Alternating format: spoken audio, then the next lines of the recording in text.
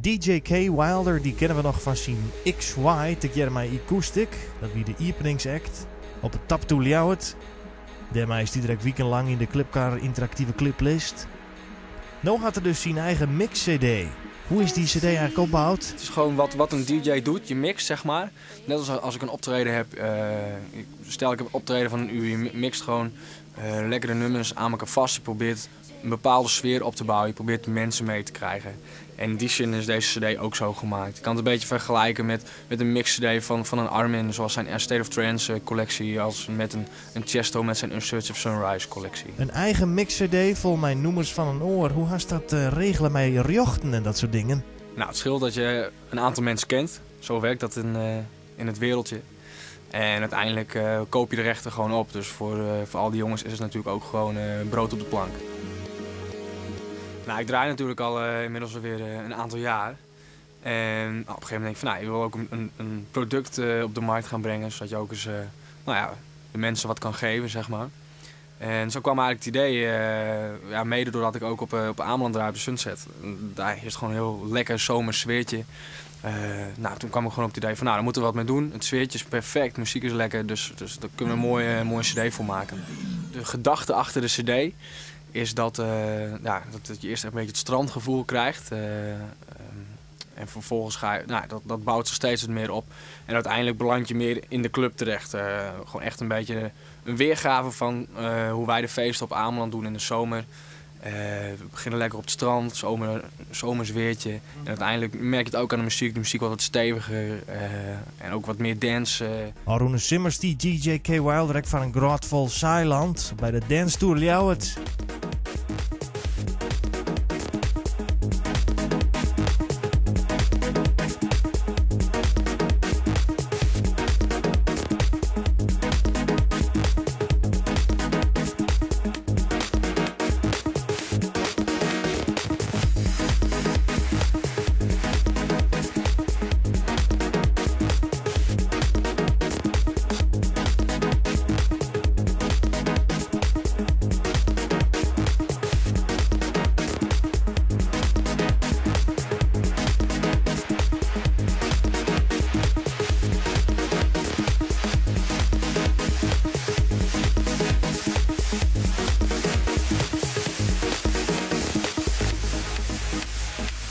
Ja, het is absoluut de meest populaire track van het afgelopen jaar uit mijn setjes.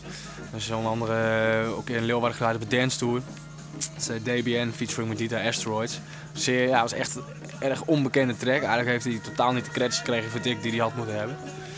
Maar dus ik heb hem wel gepakt en eigenlijk van zomer al mijn setjes wel verwerkt. En dan zie je gewoon echt dat het mensen dus op een gegeven moment herkennen het en dat ze het echt gaan waarderen. En ik hoor dan ook als hele positieve reacties op mijn cd van, oh gaaf dat dat nummer er ook op staat en zo. Dus ja, absoluut. Het is echt een beetje een herkenbaar nummer.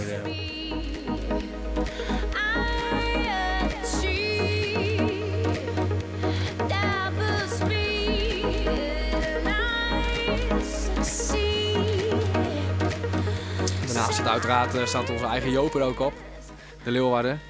Dus die mag natuurlijk niet ontbreken. Tevens omdat hij ook op de Sunset op Ameland is begonnen met draaien ook.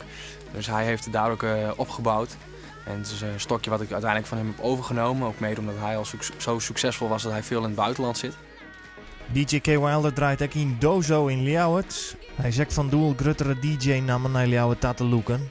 Saast je het 24 januari Leon Bolier en K. Wilder in Dozo van al halve uren. 24 januari gaan we los in de Dozo met een nieuw concept. Dat zijn feesten waarin wij echt bekende namen naar Leeuwarden willen halen. Ook een beetje om het muzikale aanbod wat op het moment plaats vindt in Leeuwarden. Om dat toch gewoon wat uit te breiden. We vinden zelf dat de programmering heel erg smal is, zeg maar. En daarnaast ook dat de echte goede artiesten niet zozeer aan bod komen. Dus op die manier proberen wij een podium te bieden aan toch wel de grotere jongens of de jongens die echt upcoming zijn. Watching the Sunset, de eerste officiële cd van DJ K. Wilder. Als DJ K live jam was, komen de sneur dus Dozo in Ljouwert.